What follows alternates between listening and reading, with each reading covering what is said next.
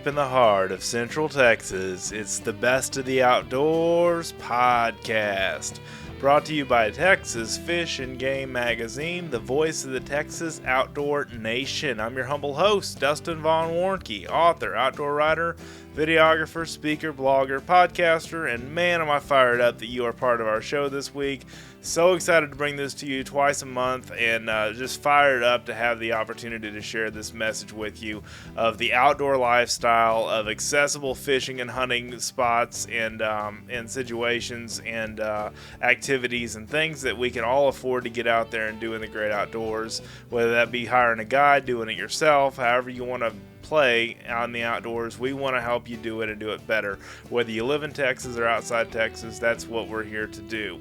So I'm so excited that you downloaded the show or streamed it online or however you're listening. Thank you so much for doing so, whether you're on a phone, a tablet, a computer, your car, the gym, no matter where. I just want to thank you so much for tuning in, and I'm really excited. So I am getting ready to leave for Louisiana, but that's outside of Texas. Yeah, I know. I have not been there since 2009 when my son Jackson was born, and he turns 8 today. It is his birthday, so happy birthday, Jackson. And I'm really excited about this trip because this is the Burris Media Bash, which is a kind of writers event or photographer media people event, basically, right? So being a media person, I got invited by one of our Texas Fish and Game sponsors, and I'm really pumped about going to this thing. I plan to take a lot of pictures, hopefully catch a lot of fish, and get some video and maybe some audio and who knows what else. But a lot of writing stuff. I love to write, as you know, and probably be doing some stuff for fishgame.com coming up on coverage of that event. But really excited to have the opportunity to share all this with you. And this week is awesome because I have Marcus Heflin on. Mr. Marcus is an awesome guy. He is based out of the southeast Texas area of our state, and that focuses on the Gulf of Mexico, Sabine Pass, that area, and he has a kind of like a shore fishing clinic the second Saturday of every month, certain months of the year, and that is a really neat opportunity, and that happens at Sea Rim State Park. And that, my friends, is one of our awesome state of Texas parks that is maintained and everything by the state of Texas and our Texas Parks and Wildlife Department. And I'm telling you, it's beautiful out there, breathtaking. And I can't wait to get to go with Mr. Marcus one day and go shore fishing out there for some sharks or some redfish. And I'm on the Texas Parks and Wildlife website. It says where Gulf meets marsh, and that's what this Sea Rim State Park is located. It is a far southeast corner of Texas, lies a remote, unique coastal park. Sea Rim State Park has 5.2 miles of Gulf shoreline and 4,000 acres of marshlands. Wow, that's incredible. So that's kind of the setting of our podcast today. We're talking fishing. And we're talking about fishing for sharks, redfish, speckled trout, those kind of things, those kind of fish in the Gulf of Mexico and the coastal Texas lands of state parks or wherever you go, coastal fishing. Surf fishing is a really easy way to get involved in fishing without spending a ton of money, and that's one of the things I've always tried to do with this podcast is make everything we do affordable. Whether you are in freshwater or saltwater, whether you live inside Texas or outside of Texas, just make some fun, easy wins for you and your kids, grandkids, whatever the case may be. I always try to just make everything that we do and talk about in the show accessible, and that is something that's near dear to my heart because I myself do not have a boat, nor does Chester Moore, editor-in-chief, but we still enjoy the best of the outdoors and all the outdoors has to offer through fishing guides, through bank fishing, shoreline fishing like we're going to talk about today on the Gulf of Mexico or any, large lake in the freshwater realm or coastal in the saltwater realm or whatever the case may be. Kayak fishing, which is a lot more affordable than, going and spending $60,000 on a bay boat that you may only use a few times a year. There's just a lot of ways you can get easy wins in the outdoors, and surf fishing is among one of the most awesome ways that you can connect in saltwater and connect with some big fish that you don't have to spend a lot of money on a big boat. You can still catch the same caliber of fish, and that's what we're going to talk about today. So my guest, Marcus Heflin, he has a great story. I think you'll really enjoy this. I heard him initially on Chester Moore's radio show, More Outdoors, and we just had Chester on the podcast last time. And the last show. So I'm really excited about the opportunity to have Marcus on this show. He was a great interview, man. We had a blast on this, and I hope you enjoyed listening to it as much as I did recording it. Here we go. Mr. Marcus Heflin, thank you so much for joining us. Welcome to the Best of the Outdoors podcast. Thank you. It's a pleasure to have you on the show.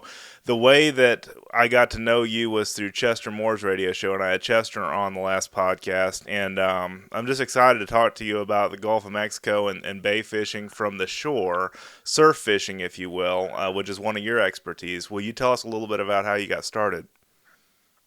Yeah, well, I've been fishing all my life. My father took us camping and fishing and kept us off the streets and out of drugs, and so it was something that just came dear to my heart and something that I became very fond of, especially whenever I needed just to get away and unwind. Sure. And so it also became a release for me just to go out and have my peace and talk to God because, it's a big playground out there God made for us. Yes, it is. And so I'm like a kid. I'm 55 years old, and I still go out there and fish, and I'm always excited the night before I go, and I can't sleep. So, but surf fishing has always been a thing that I've loved, and the reason for that, Dustin, is not everybody can afford a boat, right? Okay, and the expenses that go with it. So most people think that you got to have a boat to go out there and catch all these big fish, and in actuality, you don't. You can be a poor man like me and invest, you got to invest in a little bit of tackle, but you can go out there and catch your own bait, right. Make your own leaders, and you can fish right there from the shoreline, and you can catch fish as big or bigger as you can out in a boat. Well, give us a little basic, rundown of what tackle you need to get started on an adventure like this. If I was a man fixing to get into this, what I would look for is some of your cheaper reels, but still solid reels, and one that's never going to disappoint you. That's going to be a pin, and they got a pin 309, and that costs about $60 across the counter at any store. This thing will last you forever. You just got to keep it clean. And then you can get you a Shakespeare rod, surf rod, about a 12-foot rod. They can run you $30, $40. And so there you are, $100, and you've got you a rod and reel. That's great. And I mean, and usually 30-pound line is what I put on it. Okay. Monofilament. And then we're looking at a cast net, about a 4 to 5 foot or 4 to 6 foot cast net, depending on your size. Right. To catch your bait with. And then your terminal tackle and, learning how to make your leaders and your weights. And basically that's what you're looking at, because now you're down there and you're about 100% vertically integrated because you're not having to go buy anything. Right. You're making your own leaders, you're catching your own bait. And the beautiful thing about surf fishing is if we can't catch it in the net, we'll catch it on an inshore rod and use those smaller fish as bait for the bigger fish. Oh, cool. That's great. I mean, there's so many opportunities on the coast that I want to bring up to folks, because my whole goal of this whole show, Mr. Marcus, is to make this accessible for as many people as possible. And I know that's kind of your goal in the ministry work that you do and the getting kids involved in fishing and that kind of stuff, isn't it? Yes, it is. And, many years back in 2005, all I was about money. And I was making six figures, but I was never at home. Right. And I had just about forgotten everything my dad had taught me. All I was worried about was taking care of my family and making the money. Well, God had other plans for me, and I was raised that way. And I always prayed, but, I always always took God in when I needed him, and then whenever I was okay, I spit God back out the door. Mm-hmm. And I got tired of it, and I know God got tired of it. So, God took me down, and I wouldn't mind him, and so he took me down again. And so finally it got to the point where I had a stroke. And what I tell everybody is God tied me up, and he hog-tied me and held me down till I yelled calf rope. Oh, goodness. And yes, and I gave my life to God, and I decided I was going to do whatever I could to serve God on a daily basis from that point forward. And, when I left the hospital, I was paralyzed on my left side for a year. I was bedridden for 6 months. Goodness. And but the day that I left the hospital, God told me, he said, from this day forward, you'll always be taken care of. And I have been. God's made out for us. And so by the following year, after I got to where I could move around and get up and go again, God just burdened my heart about the fishing and using fishing to plant seeds of God and to help people, family bonding and stuff like that. And so my wife and I sat down, and my son with me at the time, and we just came up with a name, Christian Surf Fishing Adventures. And we decided we wanted to supply the gear and make it free to the public. Wow, tell us some more. Nobody. Go ahead, I'm sorry. Yeah, tell us some more about that. What we did is we started going out, and we started asking people for their old gear. Please don't throw it away. And we started collecting old broken rod and reels and all kinds of other terminal tackle and stuff. And we started taking the pieces and putting them together and having good working rod and reels, and started going out to the beach. It had a sign that said Christian Surf Fishing Adventures. And so we just started catering. 1 week we may go out there and have one person, and next week we'd go out there and have 60 people. Wow. And, yes. And so like I said, it was rough starting out because I was still trying to recover from a stroke and so forth like that. And my wife and son really had to do a lot to help me. And one of the funny things, Dustin, is they used to tie a rope around my waist, and this rope was probably about 120 feet long. Uh-huh. I could walk out there and cast my line, and then I depended on them to pull me back. So my wife and son would be on the beach; they'd be pulling me back in against the tides and the currents, and getting me back into shore.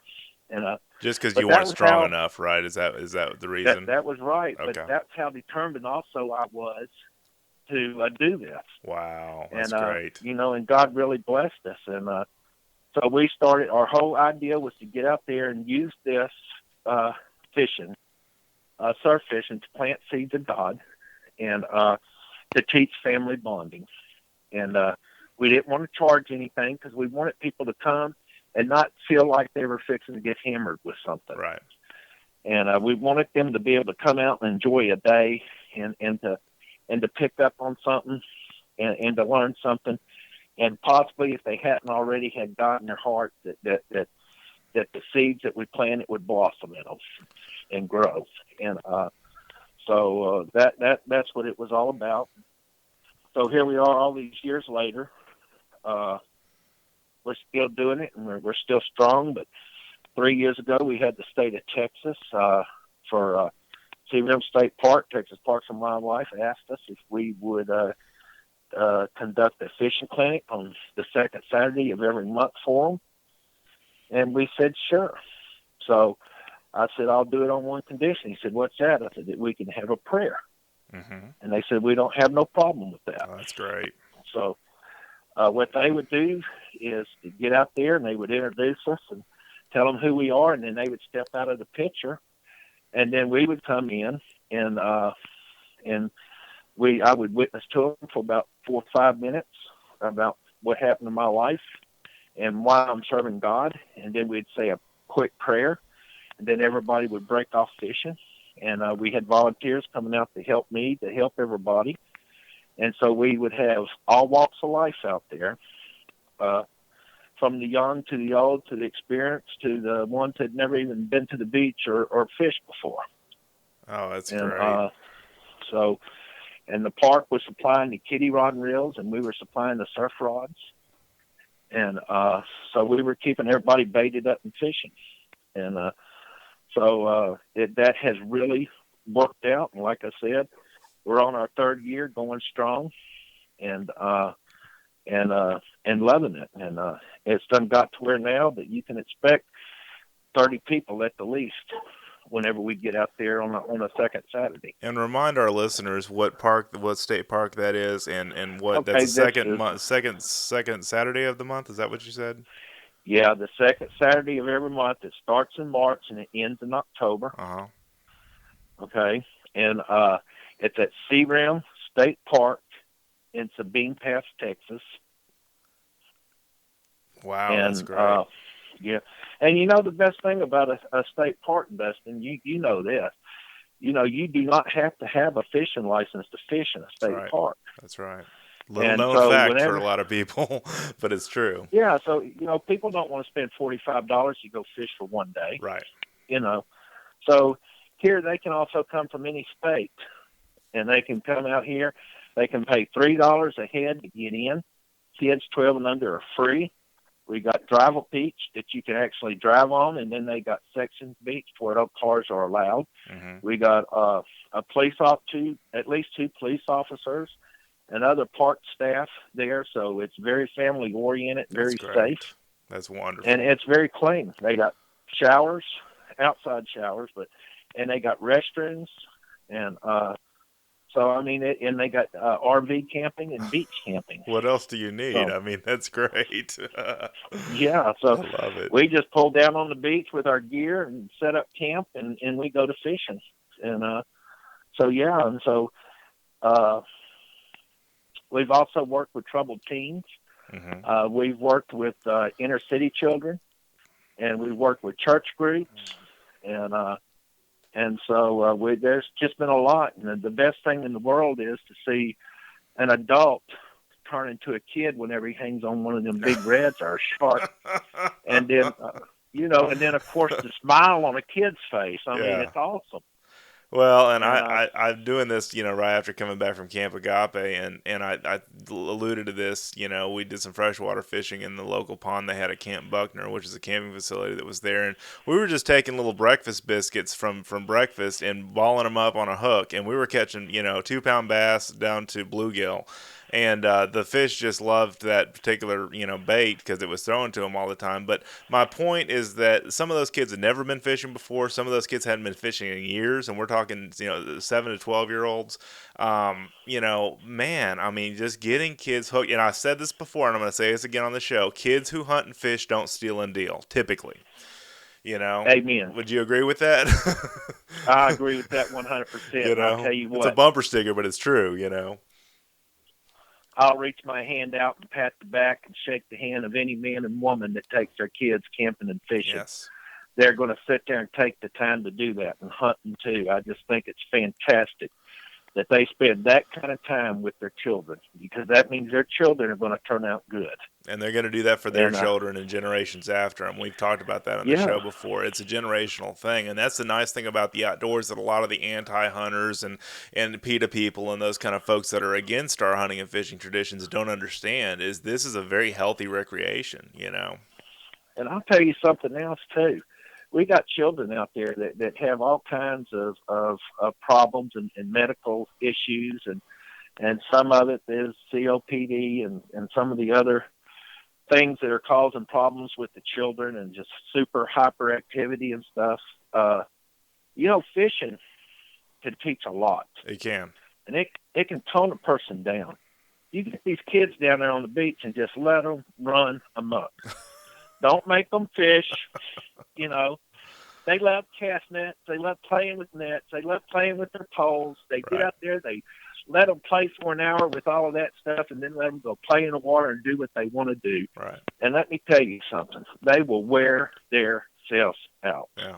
That's I natural promise energy. You parents out there, everybody that's listening right now, I promise you, when you get home that night, you will have the best sleep in your life because you will not hear a word from them children.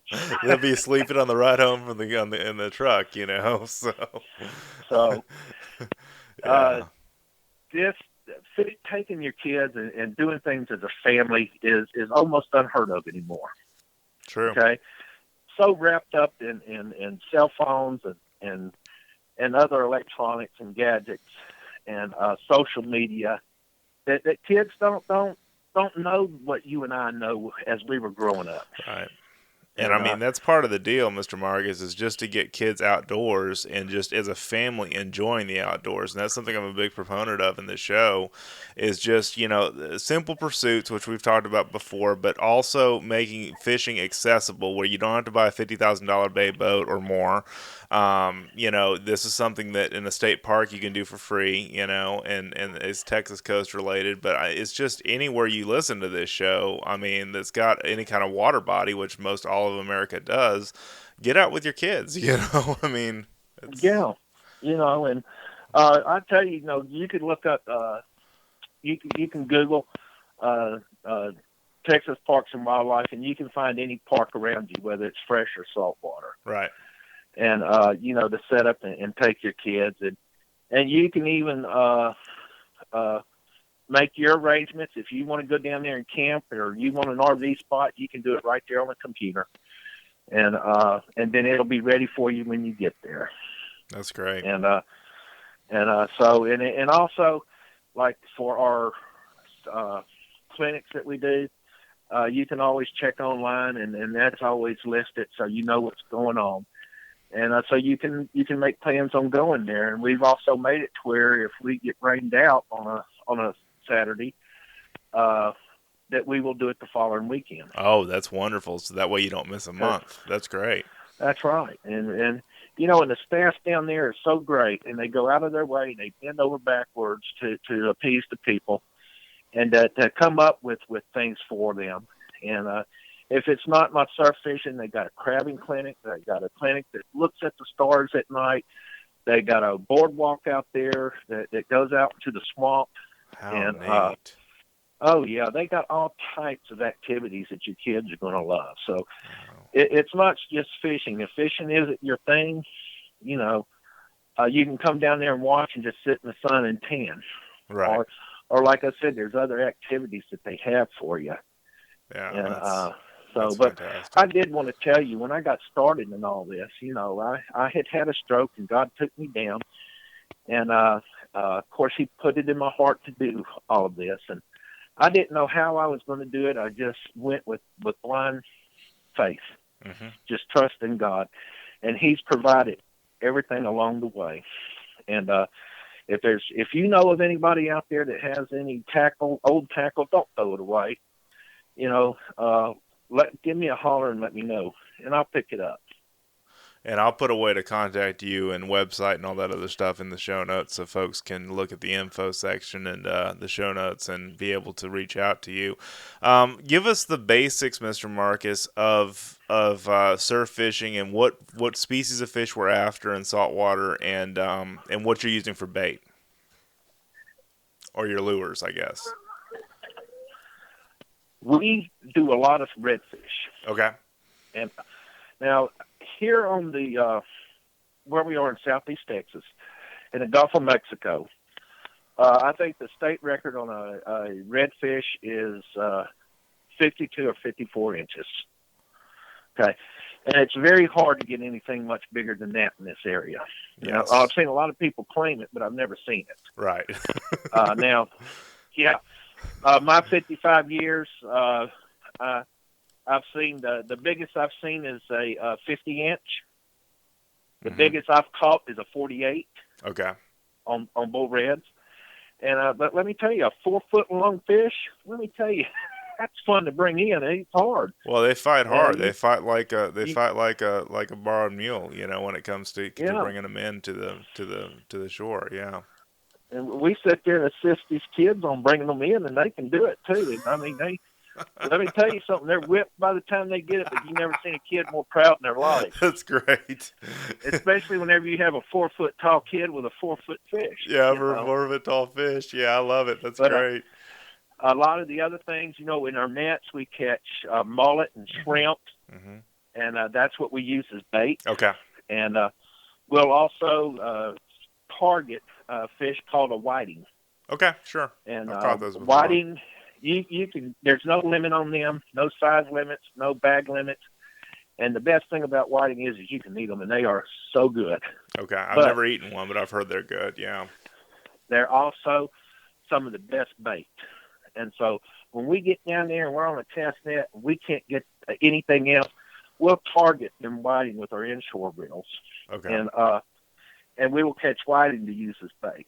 And so anyway, so you got your whiting, and then you got your sharks. We catch our two main sharks we catch down there are really the three main. It's spinners, black tips, and bulls. Okay. And then we do have bonnet heads, and bonnet heads rarely get over 2 foot, but they're very good fish to eat. And at 2 foot's the limit you can keep and eat. Black tips, 2 foot, you can keep and eat.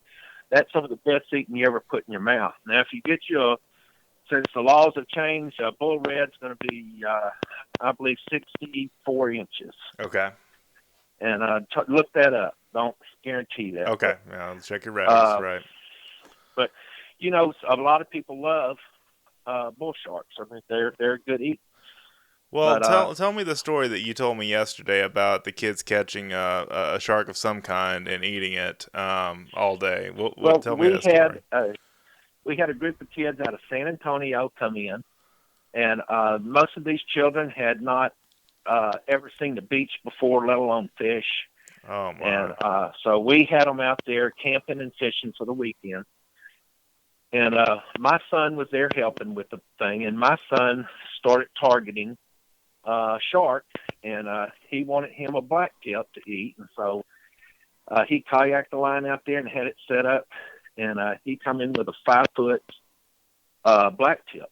Uh-huh. Got it in there to the beach. The kids just went crazy over that shark. And so we just decided that we were going to cook the shark, part of the shark up for the kids. So we bled it out and filleted it out. And my wife cut about 2 pounds of meat up into chicken nuggets. And we cooked it, fried it up right there on the beach. Shark nuggets. I love it. Yeah, shark nuggets. And let me tell you, these kids went crazy over it. They absolutely loved it. So that was that morning. That was getting close to mid-morning. And so around noon, they wanted it for their lunch too. Now, we had already catered out and everything and had what we were going to cook for lunch. But now the kids wanted the shark. So anyway, Debbie cooked another, I think, about 4 pounds of shark. They ate it up in no time. She had to cook some more, and then they wanted it for dinner. So let me tell you, by the end of the day, these kids had ate that whole 5 foot bull shark. Oh, my goodness. And I think we had close to 30 kids out there. And, shark nuggets. I love it. So let me tell you, these kids had the time of their lives, and we were catching bull reds, we were catching sharks, and we were catching croaker and big old gaff top. Mm-hmm. And gaff top are really good eating too. Oh, although a lot of people, yes, they are. A lot of people don't like them, but it's a white dry meat, and it doesn't stink. It doesn't have a fish taste, and you can grill it, you can bake it, you can fry it, and as long as you cut the red out of it, right, you don't have no problems with that meat. It's very good. So these kids left the beach, gaining about 5 or 10 pounds each. That's awesome. That's great. So, what a day. Yeah, and so it was really great, and that's a lot of the experiences that we can have with these kids down there, and and the adults too. We get them the same way. Right. Real quick. Sure. We had a biker just show up out of the clear blue. And this guy was on his Harley, and he was all dressed up in his Harley, attire. And he had his bandana on and everything else. And he was probably the most foul-mouthed person you ever heard in your life. Mm-hmm. And I was fixing to have to ask him to leave because of his mouth. And but anyway, I had hooked up into a big redfish, and I knew it was a red by the direction it was headed. Yes. And so I just turned around and walked over there, and I put that surf rod in his hand, and I said, "Have you ever reeled one of these in?" He said, "No." I said, "Reel this one in." Listen to me. By the time that man got that shark to the beach, that red to the beach, He had a grin on his face the size of the state of Texas. Ear to ear. Ear to ear. His whole demeanor had changed. He was like a child, a kid. He had just turned into a kid right before our eyes. I love it. He was not one foul word was coming out of his mouth. He was laughing. He was just overjoyed. When he got up there, he went over to the saddlebags of his bike. He pulled out a camera. And I'll bet you if he took one, he took 50 pictures. He just was stuck, man. He just was hooked. Yeah, I love he had it. us. The next thing you know, he had gone back over there to that bike. He had stripped all the way down to his jeans, and then he was taking a pocket knife and cutting his jeans into shorts. True surf fishing way right there, yeah. This became the nicest guy you probably ever met in your life. That's great. And but see, that's what fishing does. Yeah. Okay, that's what God does. Yes. And that's why we use this. Okay, and God wants. I tell them we catch them, God cleans them. We're fishers of men. Fishers of men. And the ministry I belong to, Crosswater Outfitters, we're a catfishing ministry for the most part. We do some striped bass and that kind of stuff. But, catfish jug fishing is what this ministry is all about. And that is our, slogan as well is, come with me and be fishers of men, that Matthew verse. And, it really sticks with you because I'll just tell this story real quick. We've had soldiers, we cater to the military, to Fort Hood, the military base, of soldiers that are and their families that are leaving the base, leaving the service basically in the Warriors in Transition Brigade unit, WTBU, and basically we see transformations of these people that show up, these soldiers that show up and they're hardened by the war and they've got hard hearts and everything, and they just soften up throughout the weekend because it's a 3-day weekend, Friday through Sunday, that we do this. And by the end, they're laughing, they're cutting up, they're doing all kinds of different things. We just see a transformation because of fishing, and that is exactly what I wanted to bring up on this show. Yes. It's wonderful to witness. Yes, it's just wonderful to see. It's life-changing to witness something like that. That's why I do it. That's one of the reasons I do it. I tell God, thank you every day for allowing me to be a part of this. Sure. And to see when we've had terminally ill people out there, and sometimes you just don't know how to act or what. But I have just seen them come back to life. I've seen that glimmer come back in their eye, and it's I've had times where I got so choked up I've had to turn and walk away. Right. From what I've witnessed, and it's wonderful, and I don't know how to put it into words to say, but I just would love to see parents get more involved with their children. No, go ahead. And it come into something. Yeah. And that's like what Chester's doing with the animals. Yes. Wild wishes and those kind of things. Yeah, it's amazing. And him and I were going to get together because he's got some children whose wishes are for catching sharks. Mm-hmm. That's right. I remember I talked about that on the show you were on with him. So we're going to arrange it and hopefully come down there and hook these kids up with some sharks and just let them have a great time. One of my first saltwater fishing story, and I was probably in my early to mid-20s when I went with my father-in-law and his friends, and we went on a guided trip with Captain Chris Kelly out of Seadrift, just around the Port O'Connor area, and I hooked into what I thought was a freight train. I had never been saltwater fishing before, and that same trip, I caught a redfish that had no spots on it, which is rare, isn't it, Marcus? Yes, it is. Very rare. I was like, wow, but that same trip, I hooked into a bull shark in the bay system there, and I was so excited about reeling it in because I had thought I hooked into a train, like I literally said. But he broke it off because the last time he got bit by a shark, it turned around and bit him in the chest when he grabbed it by the tail. And but he's okay and everything. But he said we're not gonna. So I was so disappointed I didn't get to bring that fish in. I'd never fought a fish like that before in saltwater. And that was just like I said, it was an experience like none other. I mean, shark fishing, it got me hooked. I wanted to go again. That's for sure. Well, you got to have a great respect for them sharks. Yes, you do. Yes. And for a lot of them other out there, God bless me, I have never been actually bit I've had them take a hunk out of my swim trunks. I've had them hit me so hard in the legs, just their skin was like, a 20 grit sandpaper. Oh, sure. Really abrasive, right? Yeah. Just took all the skin completely off. And that's one of the most tenderest sores you're ever going to have. Oh, sure. Oh, sure, but, yeah. I have not been bit, and I've been out there in amongst sharks, a school that were in a feeding frenzy on shad that were 4 and 5 foot long, and I was standing out there in the middle of them. Oh. Now, mind you, I did not do it on purpose. Right.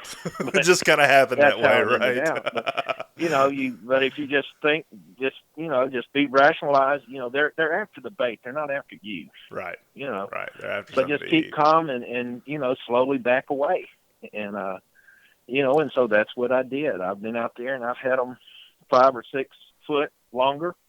Just swim by me like they're just eyeing me, trying to check me out and see who I am. See who you are and what you're doing. Yeah, that's funny. Yeah. I've seen people walk on water when they seen them out there. I'm trying to say, hey, well, don't just back out. And the next thing you know, they're on top of the water running for the beach. Mm-hmm. Sure. But, it's a lot of fun in my young, when my health was better and I was a little bit more physically capable. I love surf fishing in the rough water and the rough tides because I love the adrenaline flow. Yes, the rush. Sure. I can get that. And we would fight to get out there to throw our line and fight to get back in. And it was just so much fun. And nowadays at my age, I wait till the water's a lot calmer. Right. Just to be safe. No, that makes sense. Yeah, just to be safe. But people think that you got to go out there on a real calm day, and that's not true.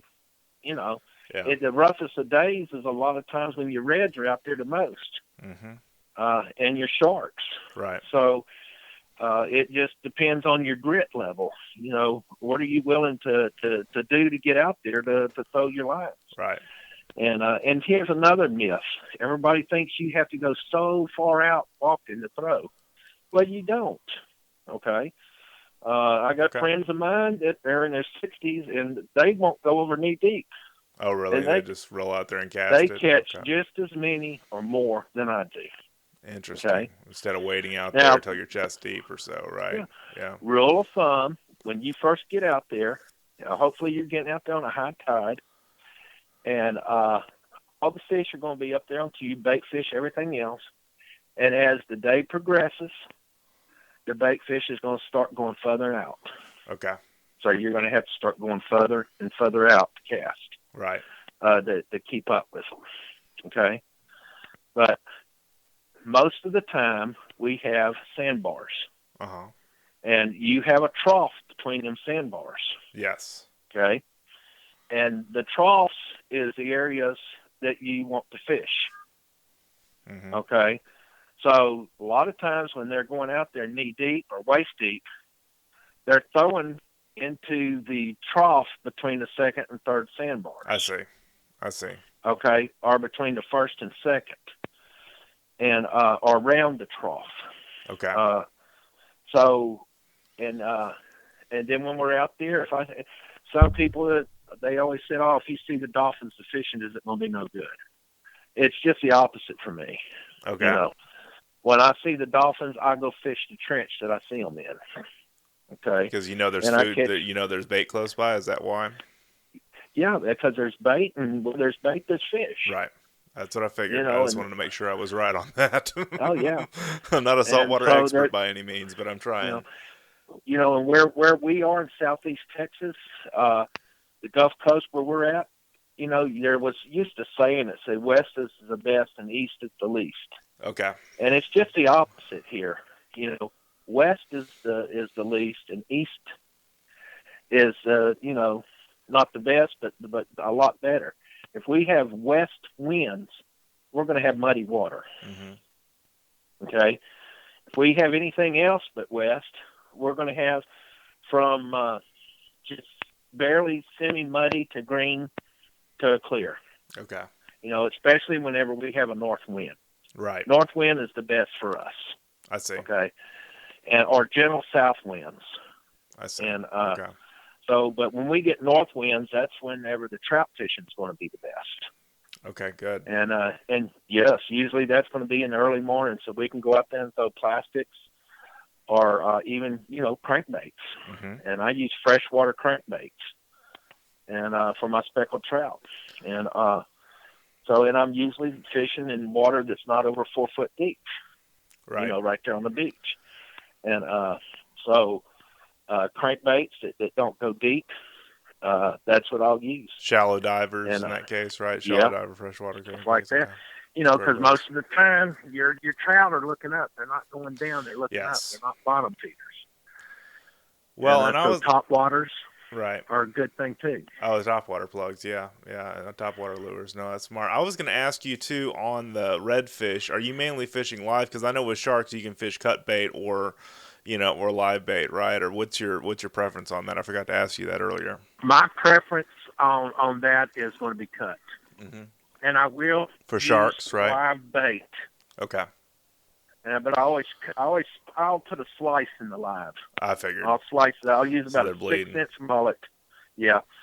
6 or 7 inch, and I'll slice him up. Other than that, I love using their heads and mid sections. Mm-hmm. And just depending on the size, if they're about 10 or 12 inch mullet, I'll use the head. They seem to love the heads, and that's one of my favorite baits, to use is the head. And if I don't have but a bunch of 6 or 7 inch mullets, and I usually use the whole mullet, and I slice him. Okay. And so I usually the bad part about that is whenever you're trying to walk out there to get past the third sandbar to cast sometimes, because that's where the fish are, you can't get in without getting a hit. And so it will wear you out, That's great. And, the worst part is you feel like you've walked a mile in that, and you get back in, and no sooner than you sit down or get in, it hits. And then you got to sit there and reel it in and bait it up. You'll bait it all the way out and go out there again. Oh, my gosh. That's when I was young, that didn't bother me. Yeah. Now that you're a little older, it's a little bit more of a strain. Yeah, I get that. Yeah, now, that's why I love teaching now, because I can just say, hey, grab it. Yeah. Bring it in. Go for it, man. Exactly. No, I get that. And so redfish, you mainly are using live, is that right? Mm-hmm. Or using cut too? I'm not an expert. Yeah, mainly cut. Okay, mainly cut for redfish too. Okay, cool. Yeah. Okay. And but you're using live bait, as in not live bait, but cut bait. You're not using artificials for the most part for surf fishing, unless you're going after the specks, trout or something, right? Exactly. Okay. Exactly. Okay, I just want to make sure I understood that. So you're teaching me, Mr. Marcus. You're teaching me over here. Well, a lot of people they don't like trout fishing on the beach, and they want to go out in a boat. Well, they think you cannot catch trout from the beach. That's not true. Yeah. If you go out there on a north wind, you're going to see 150 anglers out there wade fishing for trout. Mm-hmm.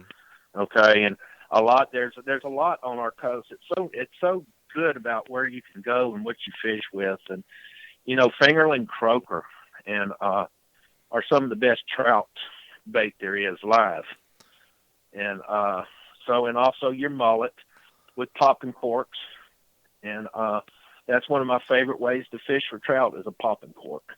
Okay. And I've always loved that. It keeps you in the strike zone, number one, and it's just exciting. You're popping that cork, and all of a sudden it jerks under, and you feel like you got 100 pounds on the other end. Because that's how hard they fight. I fished shrimp with popping corks before, but I mean, by the it's time a they blast. get up there, you got a 15, 16 inch speckled trout, and you thought it was 100 pounds. But and then the gaff top the same way. But most of the trout fishing is during from sunrise till about 8 or 9 in the morning. Okay. Sometimes, depending on the weather, it may last till noon if we got one tide going and it's an outgoing. And once you get down there and you start learning the patterns, okay? Yes. Then you're going to start knowing what to look for, when you want to go, what kind of tide you're looking for. And you're going to start learning what kind of bait you want to use, what kind of fish you want to target. And and it seems complicated, but it's so easy. It'll just come to you so quick. Oh, the more you do it, I mean, I've always said, like Sam Crowley, who's one of the podcasts I listen to, he always says repetition decreases resistance, and I use that a lot in my. Exactly. The more you do something, the more familiar you get with it, and the more of an expert you become. And that would be my thing for our listeners. Is that's what I would suggest you do, is just get out there and do it. And see, and that's what when we're teaching the fundamentals. Okay, Right. we're teaching people how to get started. Sure. And so, I teach them one leader to use, one type of weight to use, one or two hooks. Mm-hmm. Sure. And I teach them how I make it, why I make it the way I make it, how it works, and then I tell them what you're going to do from here is you're going to go out and you're going to start learning. You're going to start catching fish. And then you're going to start getting some ideas, and you're going to see other methods, and you're going to start adapting those. So I said, what's going to happen is you're going to take the fundamentals, what I taught you, and you're going to make your own. Right. Okay? Everybody has their own way. It's going to become your way of doing it. Sure. And I don't think that there's any best way out there to do it. Mm-hmm. Everybody thinks their way is the best anyway. Yeah, that's true. So, that's true. But I try to tell them, keep an open mind, and just adopt, try everything and adopt what you want to adopt and throw the rest away. Yeah. And just make it yours. Harvest the best and leave the rest, right? Yeah. And I also, at the same time, I've always been a big conservationist. Yes. And catch and release, and there's a certain reason why I use circle hooks, mm-hmm. and why I will only use circle mm-hmm. hooks, mm-hmm. and the size of the circle hook, yes. and it's because I want to catch the fish with as little injury as possible, right? And so I can release it. Yes. And I don't like throat hooks. I don't like gill hooks because that's going to kill it. Mm-hmm. That's and I don't like leaving a hook in a fish's mouth, period. Yeah. And so when I circle hook, 9 times out of 10, I'm going to get a jaw or lip. Yeah, but you're going to get the side or the middle. Yeah, right. typically. And there's other reasons. I use a 15-inch circle hook, okay? I'm going to use a big piece of bait, and that's going to help me target more of the fish that I'm targeting, and it's going to keep the smaller trash fish away from it. Like the hardheads that everybody knows about on the Texas Gulf Coast. So, and people tell me all the time, they said, well, I can catch that same or same redfish on a little 12-aught hook instead of using a big 15-aught like you do. And I said, yeah, you can. But also remember, that's a big redfish, and now he can actually, you're not getting a big piece of bait on that hook now. Yes. And not only are you having smaller fish mess with it, but now this redfish could actually swallow that circle. Yeah, that's a good point. Now, that's a really good point. I'm glad you brought that up because bigger everybody bait, bigger knocks hook. me for using that. And I said, because I want to make sure that if I'm going to release that fish, that he's uninjured, and that I'm not going to release a dead fish. Sure. No, or one that's going to die. Yeah. No, I agree. Yeah, I went up there to Harbor Freight. I think I paid $8 for a small pair of bolt cutters, and I keep them in my tackle. And then whenever I get a shark or a red where I can't get the hook out without hurting them, mm-hmm. or I just don't want to get my hand around a shark's mouth. No, nobody does. I cut the barb off and remove the hook with no problem. Yeah. And you can go up there and buy a 50-pack of Mustad 14-aught or 15-aught hooks for, $16, $17. Right. And that's 50 hooks. Well, then I can afford to cut some and not worry about saving a hook. Yeah. I'd rather save the fish than the hook. Right. And then another reason I don't like just leaving the hook in their mouth. Some people cut the leader. Well, that's that much more mono that's out there that something else can get caught in or injured with. And when I first started this show, I had Daryl Palmer, and you can go back in our archives and listen to this show, but we talked about some of the mechanisms he's come up with or some of the methods he's come up with on cutting lines so it doesn't get tangled around other fish or wildlife. Yes. And because he makes, and I'll put his link in the show notes too if I remember, he makes big game fishing rigs and that kind of stuff where where, you know, his leaders and that kind of stuff are designed in a way to catch, you know, and hold fish and everything. And he does his own crimping and everything like that. But I mean, he made it very, very clear on our show together that, you know, we don't let just loose fishing line go out in the water. I mean, that's so bad. Yes, I would like to hear that show. Yeah, I'll send you the link. No, I would like to meet up with him. Yeah. But yeah, you know, I'm a firm believer in having something for our kids to have in the future. Mm-hmm. And and I love abiding by the laws. And I'm either going to, if I'm going to eat a fish, I keep it. Sure. If I'm not, I'm going to cut it loose. Right. And I'm not greedy. I'm not going to sit there and stock my ice freezer so full, you know, that I don't ever eat all the fish. Right. Right. Yeah. Because it's a waste. I agree. And then I love shark, but usually when I keep a shark, I won't keep one over 3 foot. Mm-hmm. Because that's all I'm going to eat. Sure. You know. You don't so want to the waste. rest of them, I'm going to release them. I'm Sure. going to let them go. I think that's great. And if I'm not in the mood for shark, I'm not going to keep a 3-footer. I'm going to let him go. Just depends, right? You know, yeah, it just depends. That's good. That's you know, really and you know, people stall me all the time, but gaff top is one of my favorite fish. Mm-hmm. And so I may go out there and fill my ice chest up with gaff tops. They're kind of like the blue cats of freshwater and saltwater. You know, that's the way I've always equated them.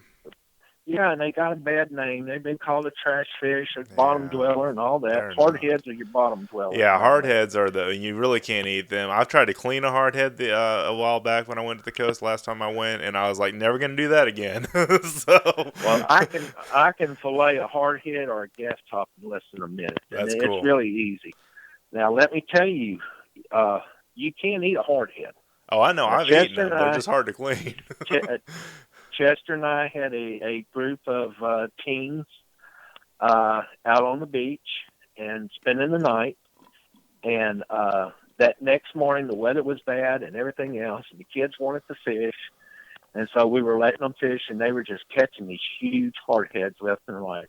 Well, Chester walked over to me, and he goes, Marcus, he goes, let's fix them some breakfast and feed them some gaff top. And I was like, oh, Chester, man, I don't want to do that. Careful. He goes, oh, man, they're good. He goes, I promise. And I said, I'm not going to mess with you. He goes, you don't have to. I will. I said, okay. He made me feel guilty is what he did. He went over there. The boys started keeping them. He cleaned them, and they cooked them things up, and he brought them over there, and I tasted a couple of pieces of them. And I'm going to tell you what, it was good. But here's what I did. I put it on my survival list of foods. Okay. It's not on my main menu that I'm going to keep and eat, but in the event that we're on a survival mission, I'm going to take it. That's right. And the kids absolutely loved it. But gaff top, it's a white dry meat. It's not oily. It's not nasty. Yes. And that's how it used to be described to me all the time. Mm-hmm. And you can fillet them within a minute. Just fillet them like you would any other fish. I don't skin them like people skin a catfish. Yeah. I just fillet them. Use the knife to trim the meat from the skin. And like I said, I just cut the red off of them. And they're the only fish I know that I can grill or bake without a fish scent. Right. Yeah. I don't have to put heavy seasoning on them to cover it up. Right. And also, my best test on eating any kind of fish is, can I get up the next day and reach in the refrigerator and grab a piece and eat it? Yes. Okay? Good point. I can do that. Yeah, see, shark, I can eat shark when it's hot. Right, but not when it's cold and it's been in the refrigerator but for not a when day. It's cold. Yeah, no. I agree. And that's baked, fried, or however you want to cook it. Mm-hmm. Once it's gotten cold, that's it. It's done. Yeah. And but fresh. Redfish or stuff, Debbie my wife, we love cutting them up in chicken nuggets because that's how my wife, it's a good finger food. We take it out on the boat fishing with us. We take it down to the beach. And the thing about it is you could eat it cold. Mm-hmm. It's good to eat and cold. Just very, very, very good. And so, that's what we look at. We also try to teach people that on how to cook their fish, how to mix their batter a little bit, along with their leaders and stuff like that, and how to throw their cast nets. And but the best thing we teach is family bonding. Oh, that's great.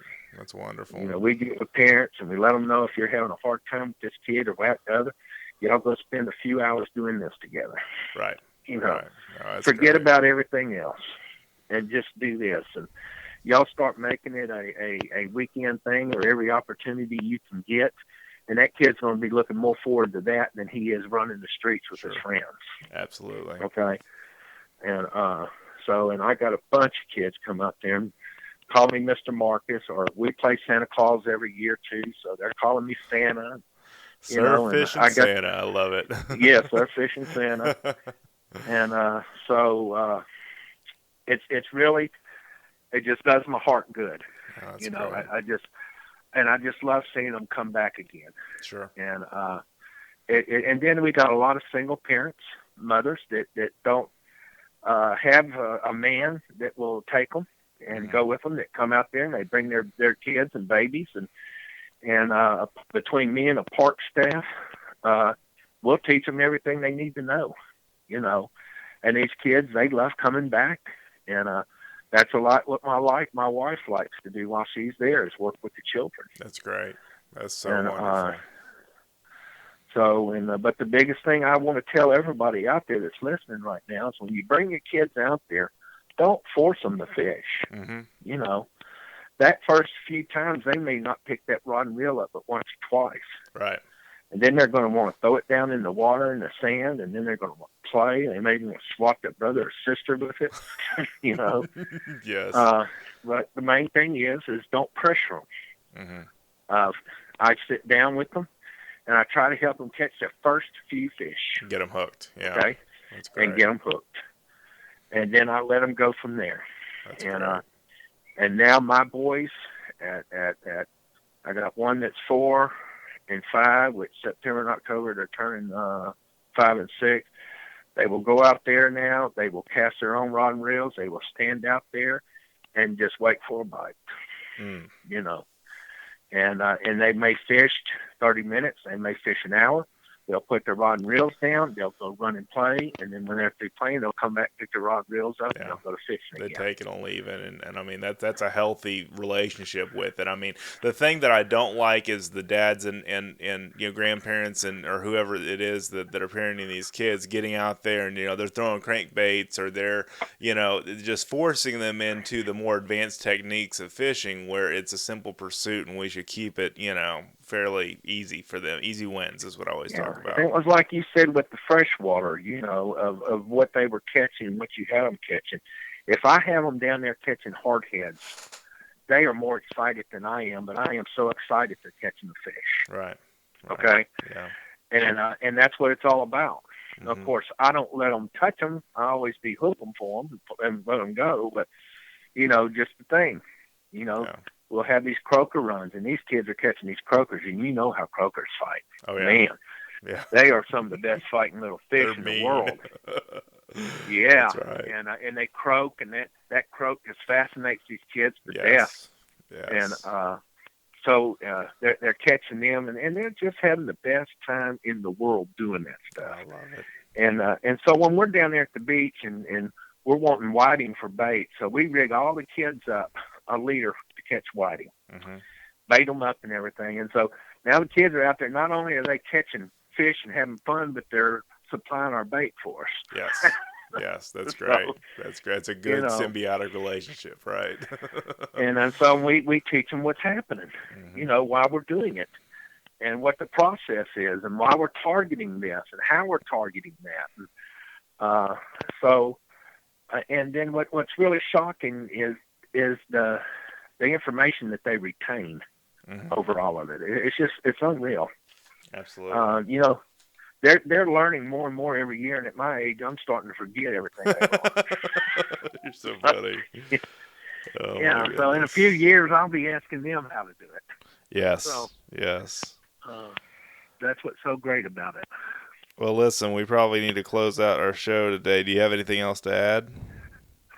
No. How do people get a hold of you, Mr. Marcus? Okay, people can reach me on my cell phone. It's at 409-659-9437. They can text me too. or they can email me at csfa06@gmail.com. Great. I'm writing all this down so I can put it in the show notes too, so people can just click on that link. Yeah, and they can also reach CBM State Park in Sabine Pass. Okay. Get schedules, find out information on me. And, and there's, we go down there, when we're down there, Dustin, we have our trailer there. It's an aluminum trailer, and we got our truck. We got a sign on our trailer that says Christian Surf Fishing Adventures. That's great. And even when there's not a clinic, we set up to fish. And anybody that wants to stop and fish with us can stop and fish with us. Mm-hmm. We welcome them all. We may show up there one morning, and by the end of the day, we may have 12 people standing out there fishing. Oh, that's so awesome. So, yeah. And of course, like I said, we don't charge anybody nothing. Yeah, that's great. That's so wonderful. Well, thanks so much for joining us, and just, I can't thank you enough for your time. You've been so educational. Oh, I hope so, Some of the other experts may not think so. I tell everybody, as long as you act like you know what you're doing, you're there. That's right. You're out in the field doing it, and that's my whole point of this stuff is you're a practitioner of the sport, not just a talking head about this, and that's what I really love about the reason I'm saying that is look, I'm not no big professional that's went out there and done tournaments or anything else. I'm just a guy like anybody else. Right. You're a common man. And if I can have this much fun with it, you can too. Exactly. Just regular guy. That's my whole point. If I can learn this, you can too.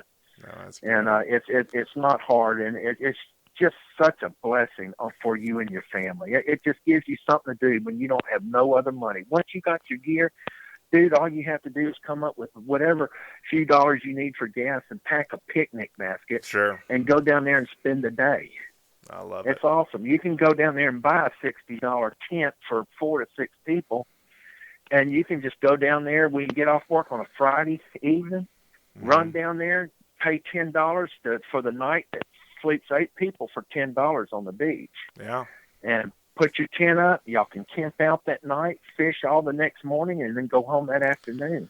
Well, that's my other point. You don't need a big fancy RV to go camping. You can just go to Academy and get you a tent. That sleeps as big as your family sleeps, and there's so many things you can do that don't require a lot of money in the outdoors, and that's one reason why I wanted to have you on the show.